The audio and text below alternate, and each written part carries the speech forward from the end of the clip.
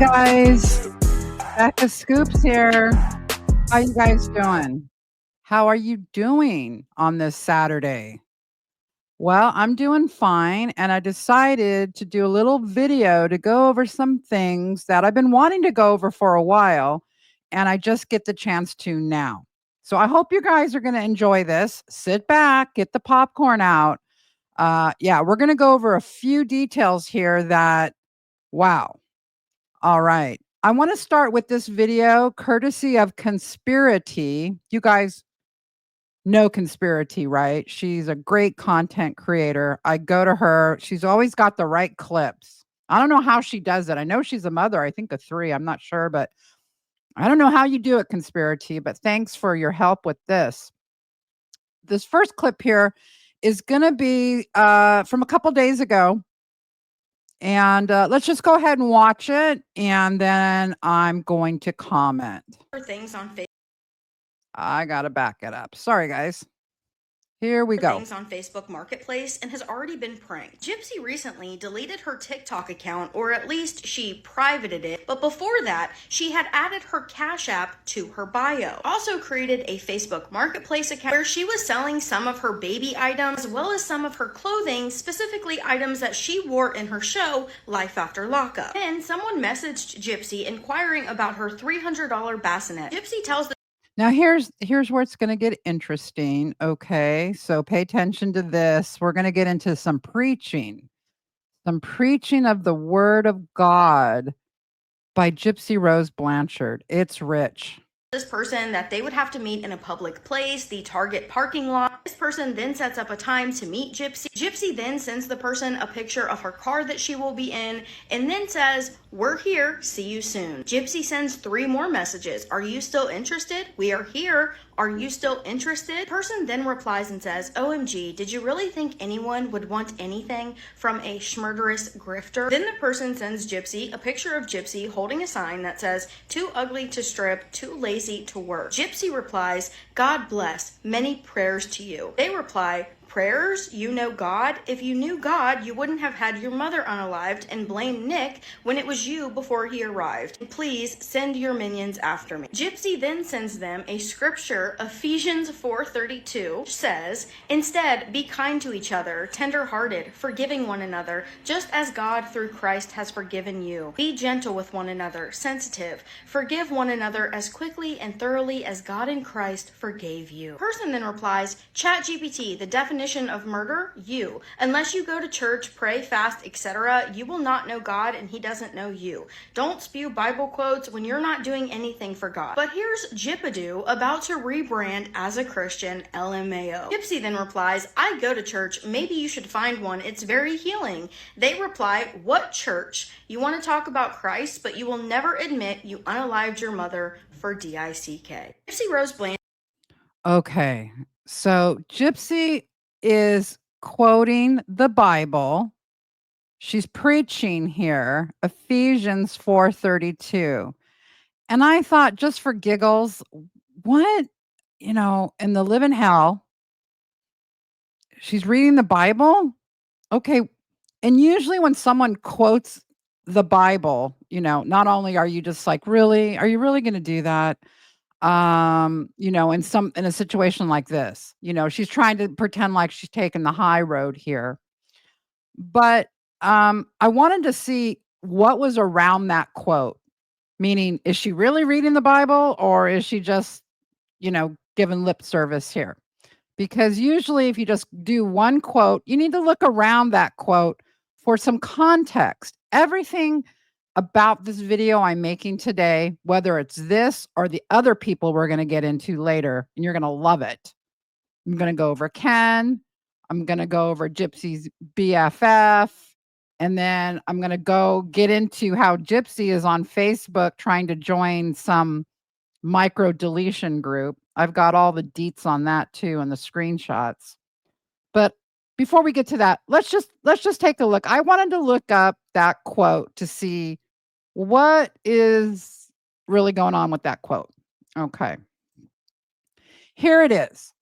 So you see there, the very last verse there is the one that Gypsy quoted. It's a different version, but generically it's the same quote. Be kind to one another, tender-hearted, forgiving one another as God in Christ forgave you. Okay, nice, nice. But what in Ephesians, written by Paul, St. Paul, we won't get into that. But anyways, here's the whole context of this. If you go up there where I've got it underlined, therefore, having put away falsehood, let each one of you speak the truth with his neighbor. Isn't that interesting? Because to me, the people that were writing back to Gypsy and pointing out that she's a murderer and basically hasn't taken accountability for that, that's, I think, everyone's problem with her, amongst other things, is that she's still in falsehood, that she hasn't put away the falsehood of that. And so, yeah, I just thought it was really a coinkydink that the verse that she's quoting here has to do with actually changing your life and putting away the falsehood and you speaking the truth. And yeah, so there you go. There you go. See, you learn something new every day in the Gypsy world. Let's get over to this Facebook thing. All right. In case you don't know, Gypsy's in the midst of rebranding herself again. She, privated her TikTok. I highly doubt she deleted a TikTok account with 9.5 million followers. All right. And she's done this many times before where she just ghosts the account, like, look at me, I'm gone. Where am I? And where is she? Well, she's popping up on Facebook. Isn't that interesting? Here we go. All right. So Gypsy joined this group on Facebook. It's a very small group. It only has about 622 members. And it's called the 1Q21.1 deletion Simon Searchlight Community. It's about the micro deletion. And Gypsy popped up there yesterday and she posts in the group, my name is Gypsy Rose and I tested positive for the microdeletion and I am a mother to a child who thankfully tested negative for it. I am looking to meet others with my same condition. Very odd, because this group is for parents who have children with the deletion. So I'm not sure what she thinks she's going to do in this group. And right there, he said one of the admins was like, wrote, because after there was like 63 comments on this post, they became very suspicious. And, we need to be aware that Gypsy has many stalkers and people pretending to be her. And they're like, how do we know this is really the Gypsy Rose Blanchard? And there you see the picture she posts.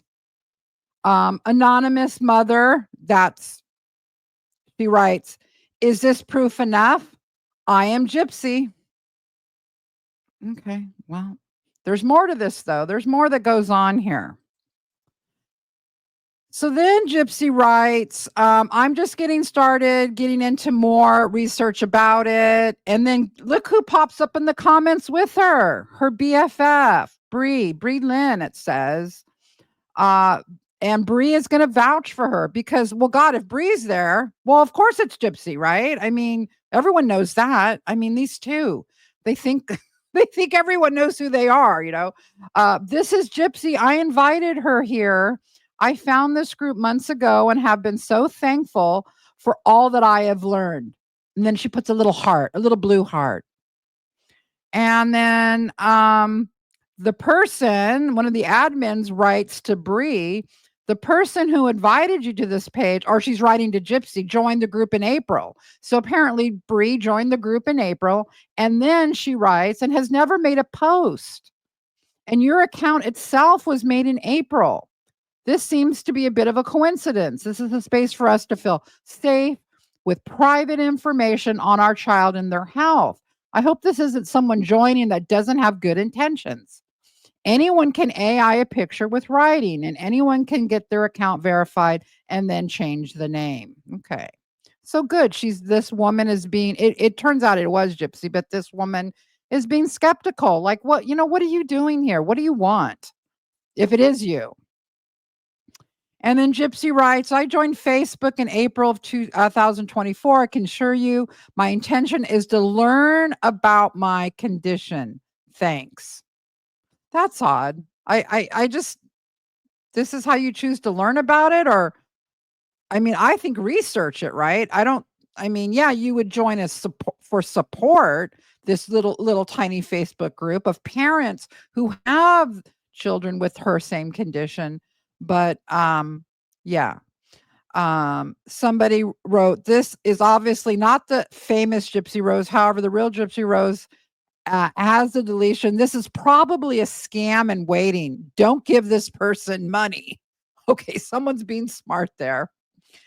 And then Gypsy writes, I am the same way. This isn't to response to that woman, just about, she's talking about her deletion. I have microcephaly and display unique eyes, and I have a slight cross eye from birth. But other than that, I don't have any other significant issues. My geneticist explains why that is. He explained that imagine a sliding scale, number 1 through 10, the exact area of which I am affected is slightly off scale. I have some characteristics of the deletion, but not others. Then this woman asked Gypsy, this was interesting, if this is the real Gypsy, I know you had a feeding tube for some time. Could you share those feeding issues and what was that timeline look like? My son mainly has feeding issues. Feeding issues. I want to say that again. Feeding issues stemming from his microdeletion. Gypsy didn't answer that question.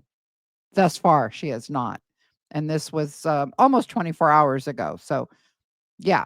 Is she going to, because Gypsy didn't mention her feeding issues, she's maintaining that, hey, all of that. My mom had Munchausen and my mom made those feeding issues happen to me. I didn't have feeding issues, right? Right. The next thing is Bri pops up. And Bri gets kind of slapped down here. Hi there. Then I just wanted to let the admins know I sent a message your way. Then she's saying, I know sometimes messages get lost, yada, yada, yada. You can read the next comment. And then Bri is like, I'm sorry. Did I do something wrong? Yeah, the people don't know why you guys are there. They're not understanding the whole thing.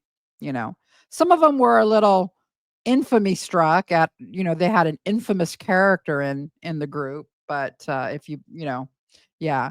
And I wanted to just touch on the feeding issues because I got a real, Gypsy maintains that she never needed that feeding tube. Never needed it, right? Okay. Well, they're actually in her medical records. They did, swallowing studies and stuff on her. There was a reason they did the feeding tube. It wasn't because Dee Dee was like, I'm really a charismatic mother, and trust me, you need to put a tube in my daughter's stomach. No, they actually had Gypsy watched her for this swallowing studies, and we're like, yeah, she's got issues with swallowing and eating. And so that's why they put it in her. And so then I received this really interesting email that I thought I would share with you. This is from a former neonatal and pediatric dietitian. And this woman says that she's worked for over 30 years with many patients on tube feedings and chronic diseases.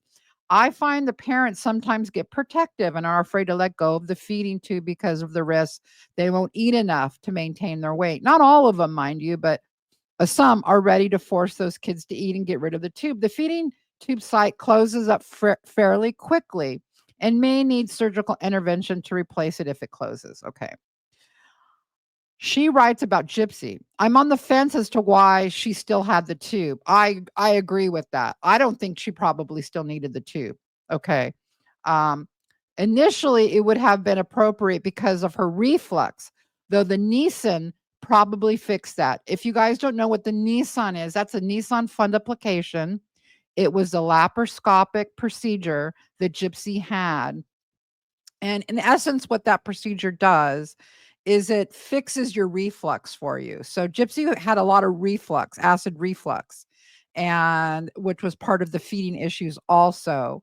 And so this woman is saying, based on her professional experience as a neonatal and pediatric dietitian, that she thinks that probably that laparoscopic procedure would have fixed most of those issues with the reflux.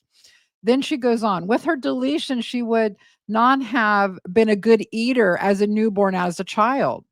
Okay, here's a professional stating this. Okay, I suspect she did not eat enough. Even when she was arrested, she looked thin. As a dietitian, I saw that patient would probably come up with a plan. As a dietitian, she would come up with a plan to get her to eat during the day and use the tube for extra calories in the evening. And that's typically how that I would in the hospital. Also, I noticed, it wasn't my specialty, but sometimes I floated to the GI. It was called the GI ward, and a lot of people had these G tubes and J tubes, and we would give them Ensure through it.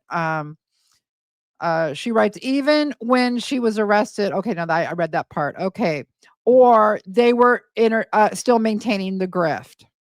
And then she writes down here, I also worked with some Munchausen by proxy patients, and it was pretty obvious after a few hospital admissions, meaning that they had it. I agree that all the procedures were likely warranted in her case.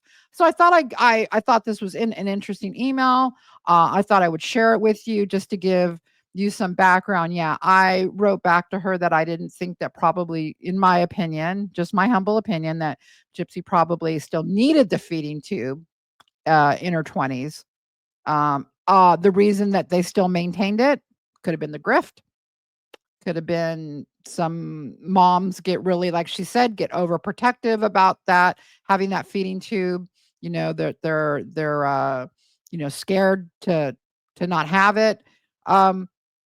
Regardless, she needed it in the beginning, and so here's another professional opinion that she needed it in the beginning.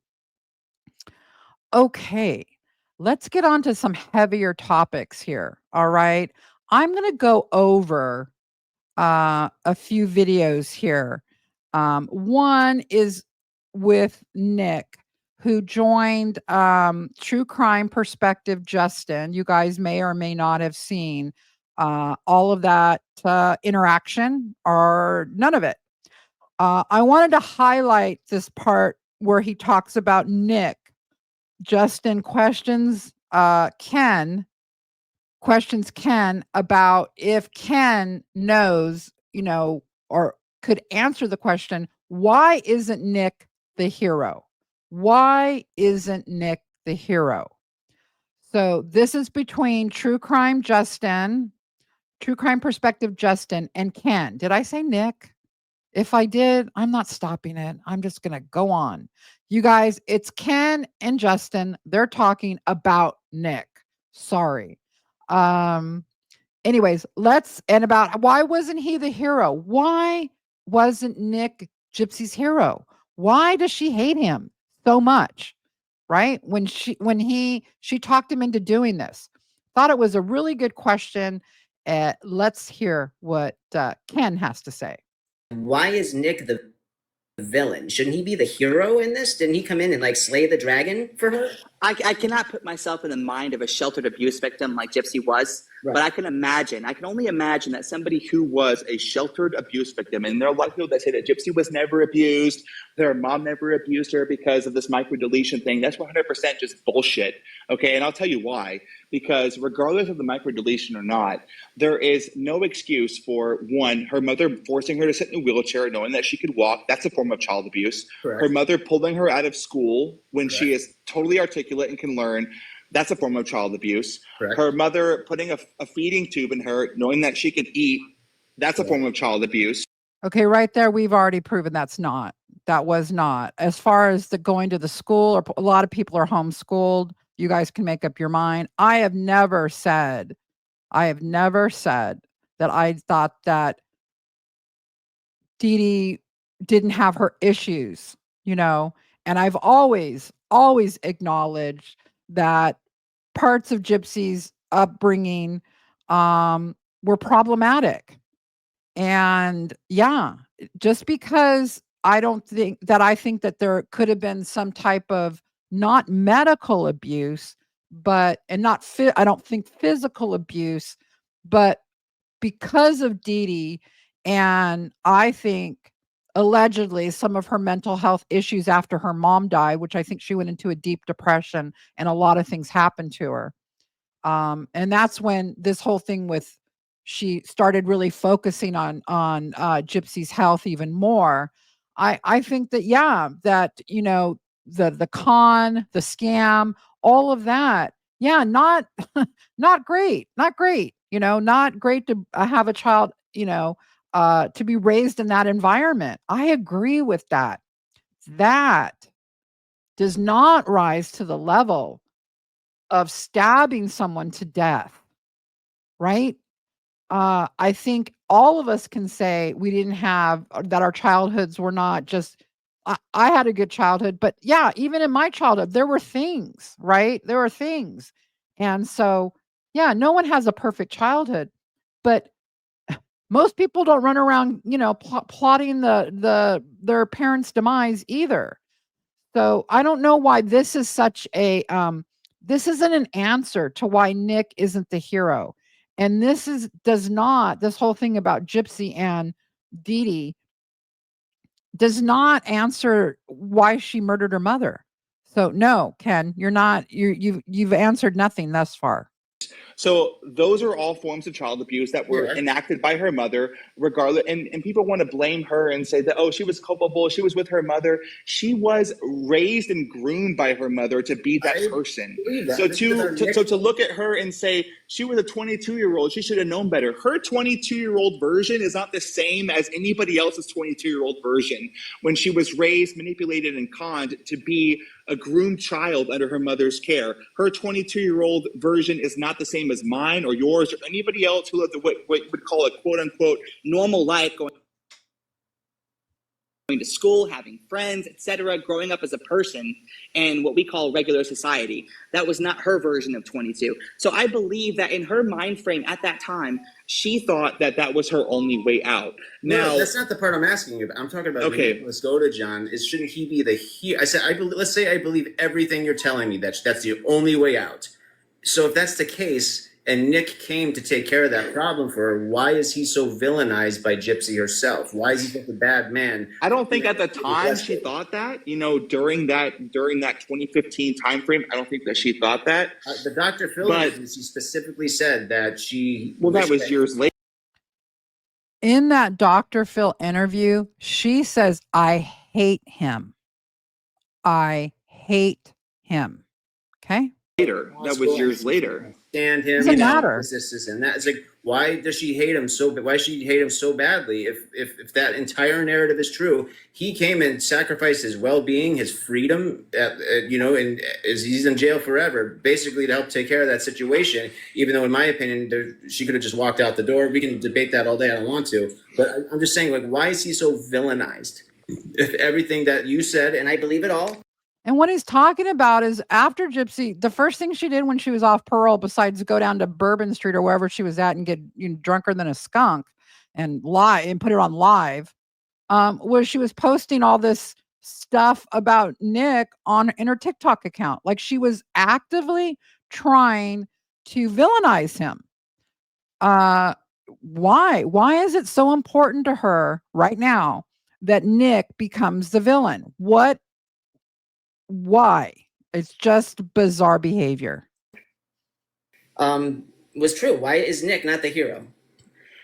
Because because if looking back at that time frame when she was in that position, that's what she thought was the only way out for her. Yeah, but 2 years. This took place over 2. It wasn't just like a momentary lapse of judgment. This was planned over 2 years. This was a 2 years of correspondence. I mean, I can understand like if it was like a momentary thing, like you're right, or if it was just momentary and she at that time thought that this was the best for her and there was no other way out and she was pushed to her limit. But through the correspondences that we've seen, there's the Freedom of Information Act information. The correspondences go back up to 2+ years. So this wasn't exactly just talked about overnight. I think that's the part I'm having trouble with is the fact that, you know what I mean? Well, I believe that Nick was in the same mentality as her, that he thought that it was the only way out for her as well. Well, no, he did And ask. He did ask, like, can we run away together? And he even asked one of his friends, his ex-girlfriend. Well, I mean, and like I said, I believe that Gypsy thought that that was the only way out for her because she had tried to run away before, and she had been, pulled back into the realm of insanity that she was in. So I think that after all those things have happened, that she thought that the only way out was for her mother, was for that to happen. So it's unfortunate that Nick, agreed to it. But I think it was, like I said before, a tornado meets a volcano. It was a horrible situation. It shouldn't have happened.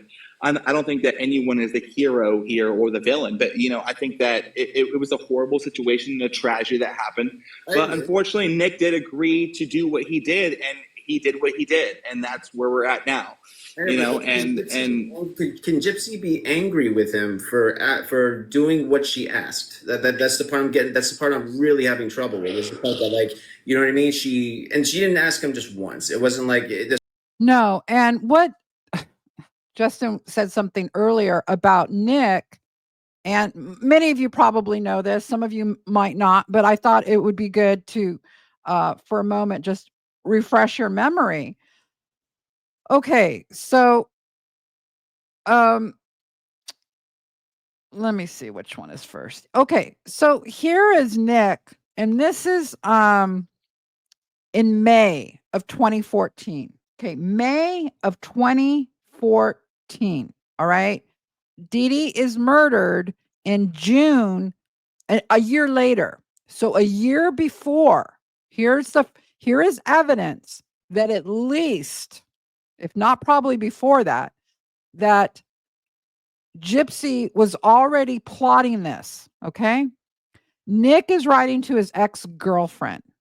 Says, yeah, sis, I have to ask you something. How crazy do you think Gypsy is? You won't hurt my feelings or anything. I really want to know, though, since I just obviously can tell she is. I just can't seem to put my words how crazy I think she is. And the ex writes back, well, I don't know how to put it into words either, but I'll be honest, I would not ever kill my mom or anyone else unless they tried to kill me first. Okay. Nick writes back, yeah, I suppose the situation's changed people, though, to where others are willing to do things that other people aren't. And obviously, my mom, even though she has been hard on me overall, she has been a very good mother to me. So I couldn't ever do it to her. And the only reason I can understand it with her mom is because how unreasonably poor her mom treats her. But since it is a last resort thing, who knows? Maybe it won't even have to happen. So I guess I'll be meeting her mom still first before that idea was to ever happen. Okay. Does this sound like somebody that really wants this to happen? Does this sound like somebody who's a little confused? Stating, my mom's been so good to me. There's no way this is not something I've ever thought of. And then just says the way he describes it. And of course, we know he's autistic, but the way he describes unreasonably poor, how her mom has been unreasonably poor to her, treating her unreasonably poor, whatever that means, and whatever he thought at that time. And so that was a whole year before. And so you got to understand the manipulations that went on for at least a year, probably 2 years, probably even before this. They met in October of 2012, and the murder was June 2015. So, yeah, she had time, and so we know that this here is evidence that obviously in a whole year before the crime, they're talking about it. Gypsy's talking about it to him, and he's hoping this doesn't have to happen. He says it's a last resort. So that's where it stood in his mind. And he's seeking advice. He's like, you don't know how crazy I think she is to be thinking this. He recognizes that, at this time. Okay, so let's get back to a little bit more of that video because I want to want to bring some other things up. One time there was a lot of emotions involved. There's a lot of pushing and pulling emotionally involved. There's a lot of, it can only happen this way or we can't be. He's describing the relationship, the back and forth, the push and pull. I describe it as a roller coaster, that Gypsy took Nick on this roller coaster of emotions. And she actually did that also to Ken, and really also really put Ryan on the roller coaster, which I'm going to show you about. If you haven't seen our video called The Timeline, it outlines that roller coaster of exactly how it happened. What was said when, and the whole time frame. That's why it's called The Timeline. And it really gives you a good view of their relationship and how it built up to the point where Nick finally said okay. And he finally said okay. It was just days, it wasn't like weeks and weeks before. It was kind of crazy how that developed over time. Okay, so here we go. Together there, and keep in mind he was developmentally disabled. You know what I mean? Like Ken, that's the only part I'm having trouble with is the fact that he did try suggesting other methods to get out of that situation. And I'm not saying Dee Dee didn't do bad things to her. Well, I wish that he would have told her to call the cops. I'm so tired of this. I'm so tired of this. Gypsy's camp has these talking points, and one of them is this talking point started on the Vile Files, her first interview with Ryan, where Gypsy says, I just wish he would have called the cops. Why didn't, upset at him? Why didn't he call the cops? I don't understand. He was autistic. Okay. She told him her mom needed to die. That he would have thought of any other scenario to get out of it, but instead he went along with. He's supposed to be the adult in the room? Really? Between the two of them, Gypsy and Nick, Nick's supposed to be the full-on adult, even though he's autistic. Yeah, help me with that he was on disability, right? That the government decided he was so disabled that, he's on permanent disability getting a check. But he's supposed to be the adult in the room. Thanks. I mean, these people just... Yes, let's just run away. And she told him no. Because she had tried running away before and it didn't work out for her. But it's not like Dee Dee was in the throes of... No, she really... That whole thing of meeting Dan at the hospital and all that was on a whim. That wasn't like really even a planned thing. He wanted to see her. She got all emotional, like, oh my God, he's in the hospital. He got in a bar fight and he's in the hospital and I got to go see him. I got to go see him right now. Yeah. Would she have left with him if he did? Yeah. But once she gets over there, his friends are like, get this girl out of here. Who is this? Who is this weird little person? Get this person out of here. So they're the ones that called Dee Dee, So just because she couldn't successfully leave at that point, you go to murder? You don't try to run away again? You don't... she plotted the murder. She didn't do a great job of it, but she did. So why couldn't she really plot running away? Put all of her energy into just running away? It's just baffling. Of diabetes, she was almost bedbound at that time. She wasn't going to come running after a cab and stop them. Well, she had done it before. That's the point. I'm not trying to have an argument about the case. I'm not trying to have an argument either. I'm trying to understand from my perspective as well. I can't put myself in the mind frame of Gypsy during that victimized frame of mind that she was in at that time. And I can put myself in the mind frame of Nick and what he thought was the right or wrong thing to do at the time. All that I know is that Gypsy was desperate to get out of the situation that she was in, and Nick was willing to go along with it. And it was an unfortunate situation that happened. That's why we are where we are today. Right. And had it been me, had it been anyone else, I would have said absolutely not. Let's figure out a different way to do this. Let's go. Do you think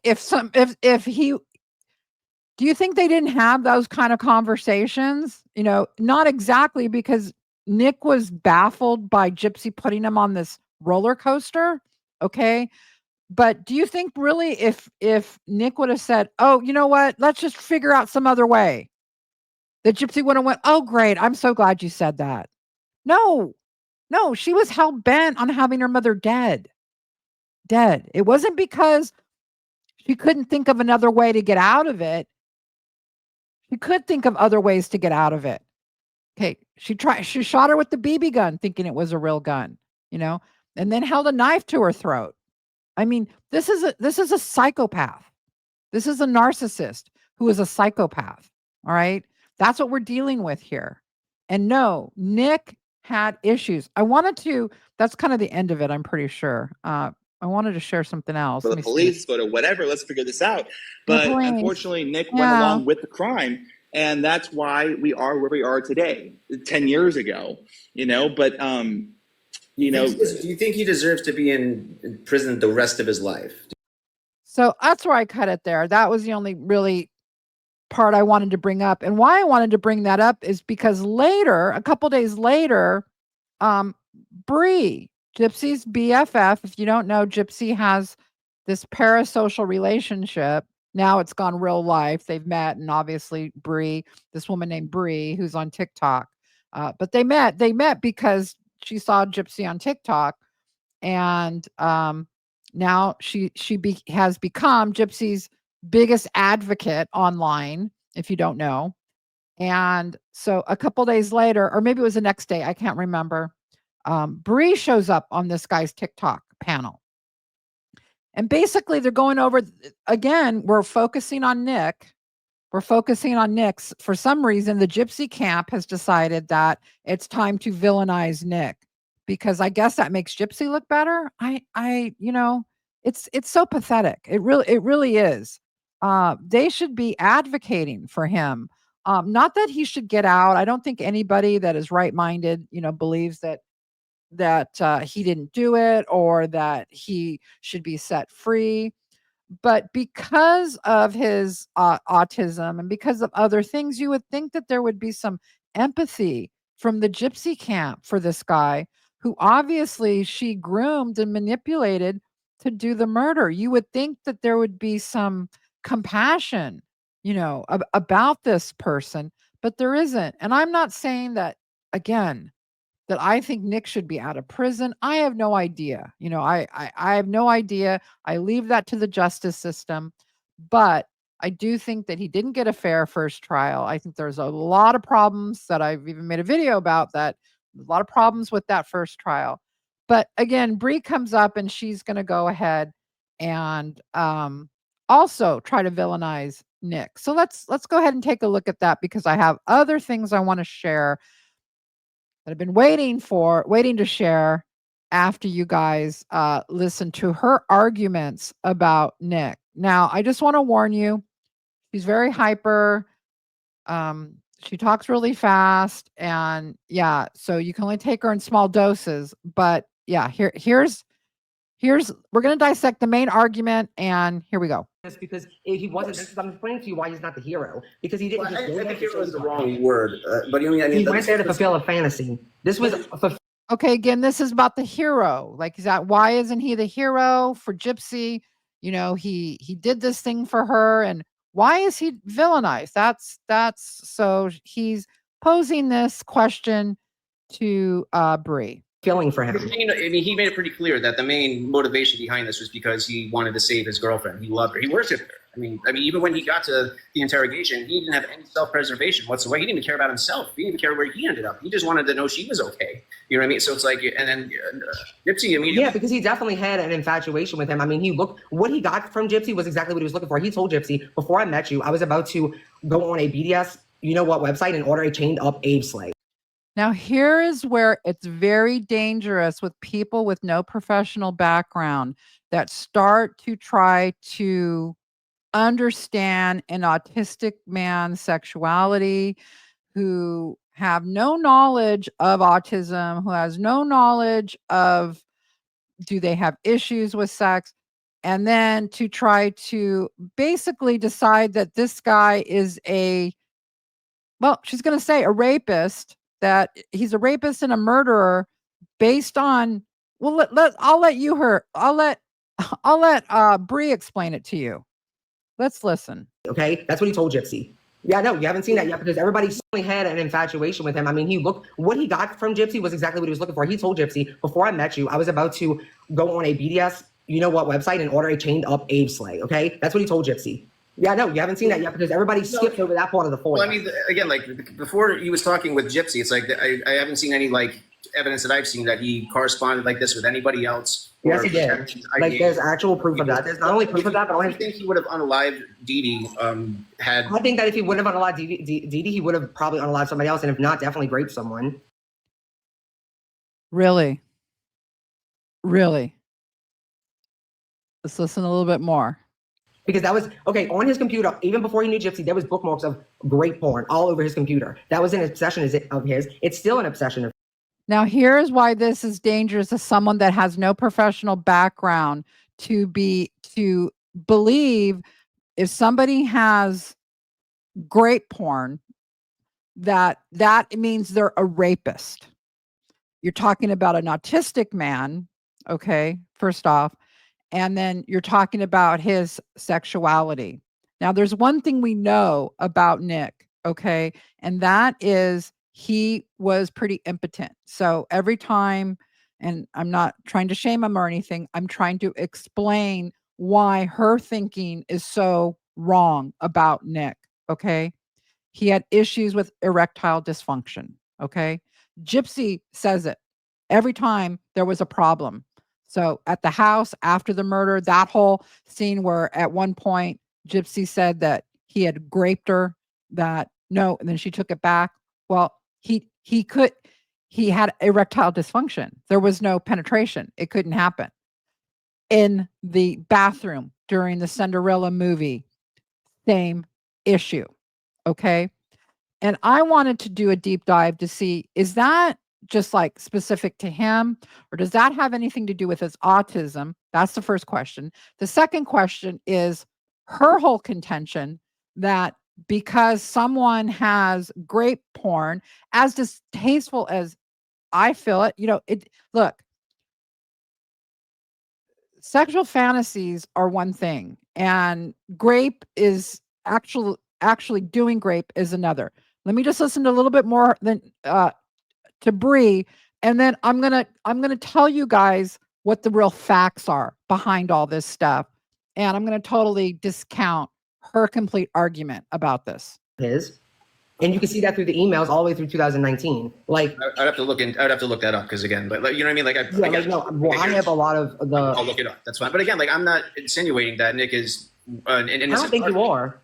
I'm explaining but that's the thing. That's what makes him not. So when Gypsy said, like, so say if the point is, if this would have been anybody else, well, I mean, if this would have been somebody else, they probably would have just went to the police, regardless of what Gypsy is. There we go. There's the other thing. Let's just go to the police. That's the Blanchard camp go-to narrative. But because it was Nick and because he has these dark fantasies. What does she know? Does she have any education in sexuality and autistic people's sexuality and erectile dysfunction with autistic people? Does she have any idea? Does she think that the crime of rape, does she think that has to do with sex? Because it doesn't, has nothing to do with it. But of course, because she's Bri and she's all knowing, well, I guess if it's coming from the Gypsy camp, then she talks about Nick having these dark grape fantasies. That's why, like, Gypsy never felt comfortable asking anybody but him. She's never asked anybody this before, except for him. But I mean, like, why couldn't she just walk out the door? I mean, her mom was almost bedbound at this time. No, she wasn't, though. What is almost bedbound?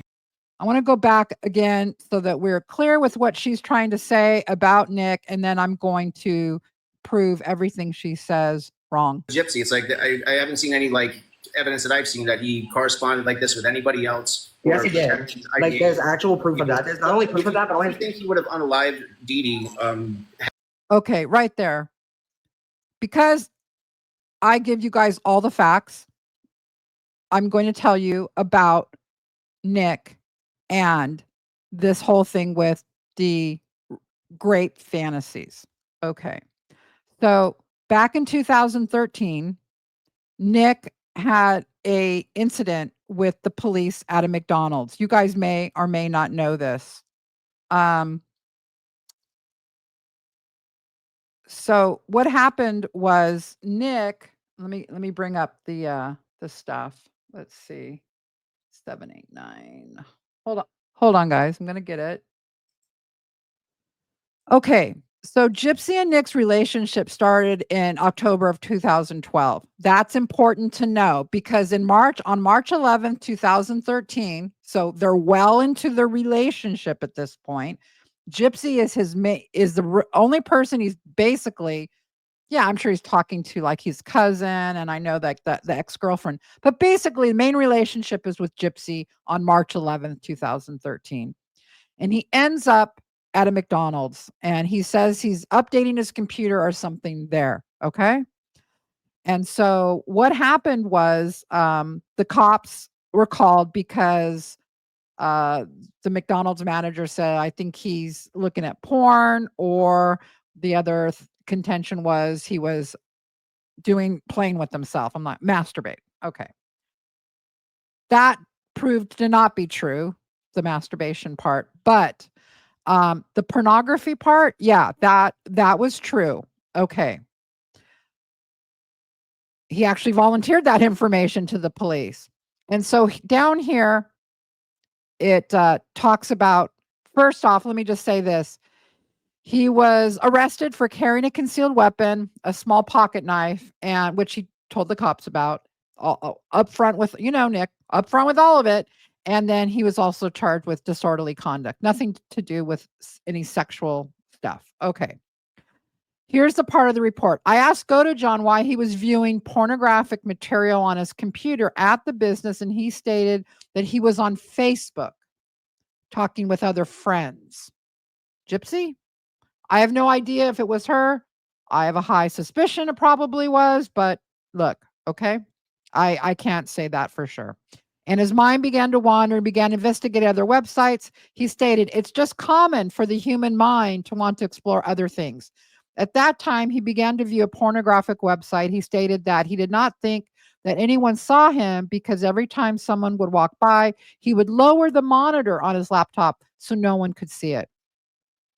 I asked him if he thought it was appropriate for him to be watching this type of material at a business where small children and families have come to, and he stated no, probably not.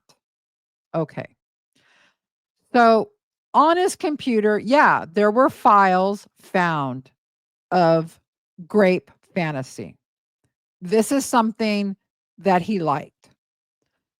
But we need to be clear what that means. Does that mean he is at high risk to be a rapist?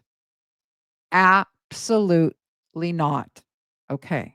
So let's get into this, all right? Let's go to this. So you got to understand, and most police people that work with in law enforcement that know about rape and that deal with this on a daily basis know that rape is not about sex. The crime of rape, somebody wanting to actually rape somebody, is not about sex. And this is from Psychology Today. The myth, rape has to do with sexual satisfaction.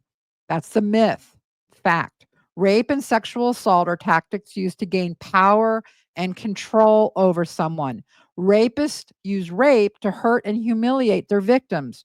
Rape is more about power and less about sexual desire. Okay. And then it talks about rape is the unwanted sexual coercion. It's about power and control, and is not about sex. It is largely an unreported violent crime that it harms. And then it talks about other things about it's being unreported. Okay. Because there's probably a lot of people that, well, there is. I mean, there's studies on this, that there are a lot of people that indulge in rape fantasy. And so from Psychology Today, it must be noted that as there's something as called consensual rape. That doesn't happen. But rape fantasy or rape play involves sexual role playing in which one partner plays the submissive, the victim, and the other plays the dominant, the attacker. The behaviors extending from rape fantasy are fully consensual. The term rape fantasy, forced sexual fantasy, or rape play are misnomers. If an individual is consenting to the sexual behavior, then it is not rape or forced rape. So it's a role play, right? It's a role play. And again, if that is what is arousing him, that thought, it's not then that means it's sexual in nature to him, like it is a lot of people. And so that means that they don't become rapists, because rape, the act of rape, the actual doing of it is not about sex. It's not about getting turned on. Okay? It's about the power and control over someone else. That's what people don't understand. Law enforcement knows this. People that are professionals in psychology know this, but regular people out there, like this person, Gypsy's BFF, doesn't understand that. No, okay, no. Then the other thing I wanted to share that I found really interesting was that when it comes to autism, there was an actual study done, a big study done. Okay, because we know that Nick has had the issue with erectile dysfunction. And I was really surprised at the findings of this study, and it was with men and women of high functioning autism, and that's what Asperger's, the term Asperger's, which was what Nick was initially diagnosed with, is a term that doesn't exist anymore. So that's just high functioning autism. And so there was 2 groups in this study. There were and I was just focusing on the men, obviously.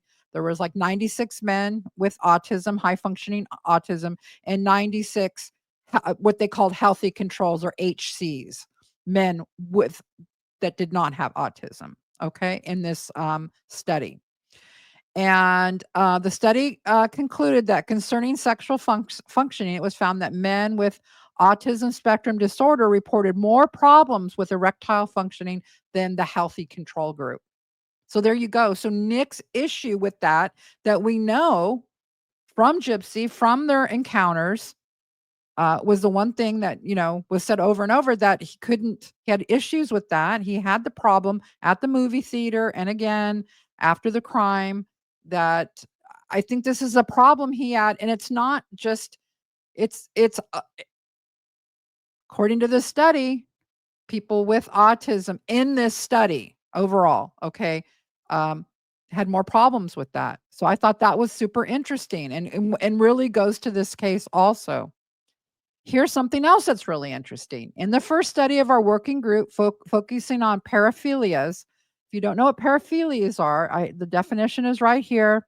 They're intense and persistent atypical sexual interest. A paraphiliac disorder is a more specific term requiring that the atypical sexual interest causes personal distress, harm, or social impairment. In essence, while some people may have unusual sexual interest, it's only considered a disorder when it significantly disrupts their life. Okay, so that's what they're talking about here. In our first working group, focusing on paraphilias and hypersexuality in high-functioning men and women with ASD, it was found that high-functioning ASD men reported more frequently about masochistic, sexual sadistic, voyeuristic, and this term, I can't remember what this term means, frauderistic. Sorry, and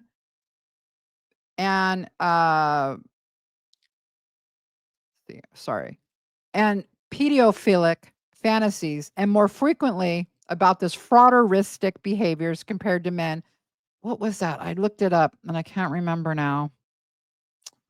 Sorry, guys, look it up. I did look it up before I went live, and I can't remember what it was. Anyways, the point here is, and God knows I don't know everything. I look up stuff just like you do. I do have my, background in nursing, but and psychiatric nursing also. But this stuff, I have no idea. I'm just researching it like you guys do, and just sharing the research.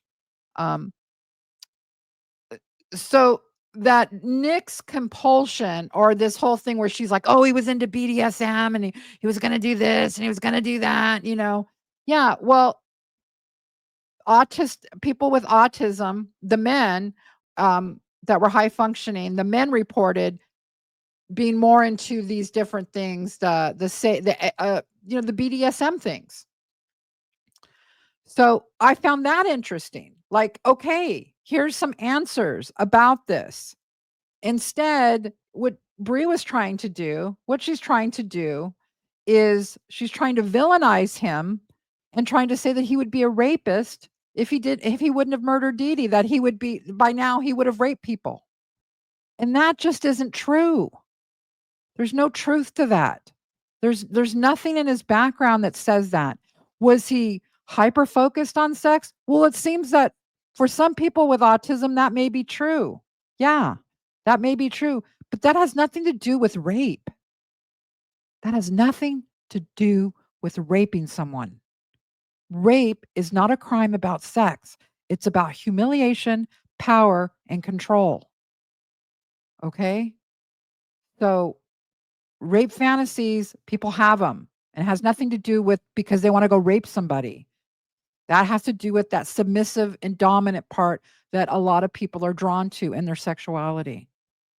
I mean, let's just be for real here, right? I mean, it's just makes me angry because I'm not advocating that Nick gets out. I'm not. But I don't like people like Ken and Bri, who are Gypsy spoke holes, telling us that he would have been a rapist. I just think that that's really disgusting. Listen a little bit more. Now that you know what I've just told you, now listen to what she says, because now you're going to hear what she thinks. His girlfriend, he loved her. He worshipped her. I mean, even when he got to the interrogation, he didn't have any self-preservation whatsoever. He didn't even care about himself. He didn't even care where he ended up. He just wanted to know she was okay. You know what I mean? So it's like, and then Gypsy, yeah, because he definitely had an infatuation with him. I mean, what he got from Gypsy was exactly what he was looking for. He told Gypsy, before I met you, I was about to go on a BDS, you know what, website and order a chained up Abe sleigh. Okay, that's what he told Gypsy. You see? Let's see what else she says. See, she's demonizing him here for his sexuality. Yeah, no, you haven't seen that yet because everybody skipped over that part of the foil. Well, I mean, again, like before he was talking with Gypsy, it's like I haven't seen any like evidence that I've seen that he corresponded like this with anybody else. Yes, he did. Like, there's actual proof of that. There's not only proof of that, but I think he would have unalived Dee Dee. I think that if he wouldn't have unalived Dee Dee, he would have probably unalived somebody else, and if not, definitely raped someone. I just can't. I just can't. This is her spokesperson? This is her spokesperson? Really? Not only is he spending the rest of his life in prison for you, Gypsy, but you send your spokesperson out to say that he would have been a rapist also? Based on what? Your vast knowledge of sexuality, your vast knowledge of psychiatry, your vast knowledge of autism? What's this person's qualifications? How does she know? Who is she?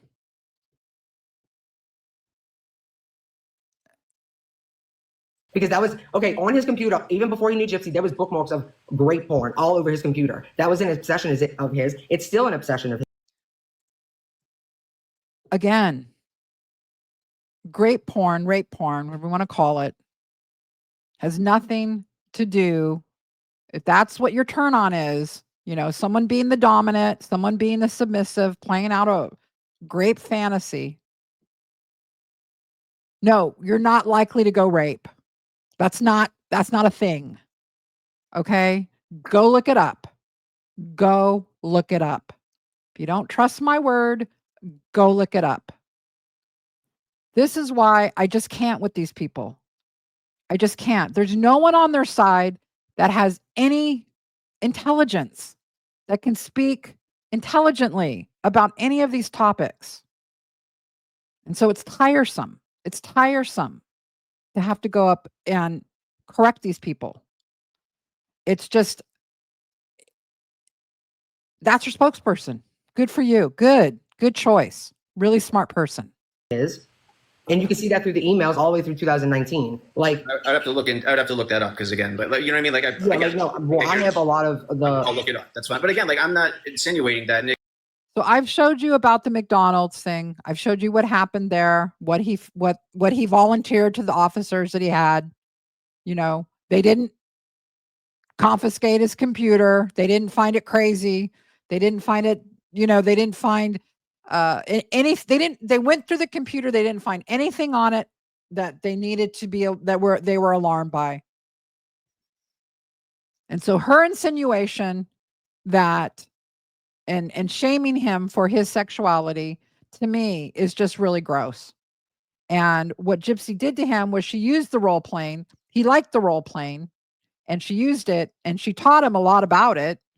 And that morphed into the murder. That's how she got to the murder. And she put him on this emotional roller coaster. This video is already an hour long, so I'm gonna go ahead and end it here in a minute. But I might do a follow-up on this if you guys would like a follow-up, because there's a lot more I have to say about this, and about her, Gypsy, and her camp's allegations. It's not that I am advocating for Nick that, get him out of prison. No, I just like the truth to be told about everybody in this situation, whether it's Nick or Gypsy or any of them. That let's just tell the truth. All right, let's just tell the truth, and the truth will set you free. Seems like Gypsy's into reading the Bible lately. So Gypsy, it's going to set you free, honey. It's going to set you free. But get a better spokesperson. Not Ken and not this person. Please. Please. I mean, what else can I say? All right, guys, that's going to do it for me. I hope you enjoyed this video. I hope you learned something, and I hope that, I hope you guys enjoyed it. I'm going to be doing a live in a couple of days. I have something big coming up next week that it's a surprise. I can't say, but it's big. I think you guys are going to be really happy with it. I'm a little nervous, but yeah, something's coming up big. It has to do with the case. And what else? I guess that's it for Becca Scoops. All right, you guys, thank you so much. If you like this video, please consider subscribing to our channel. We appreciate so much your support. Thanks, guys. Love you. Bye-bye.